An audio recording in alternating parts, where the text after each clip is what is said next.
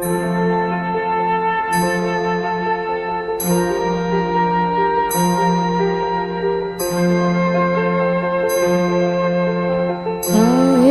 sentito mai un organo con la voce a un sospiro da te ed accorgerti che tu stai pregando? Hai provato mai a scrivere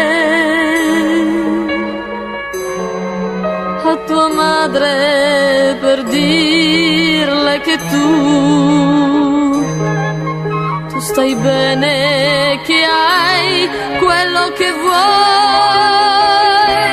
È il momento che tu sei solo e hai bisogno di un amore che non hai. È il momento che chiudo gli occhi e nella mente vedo camminare te.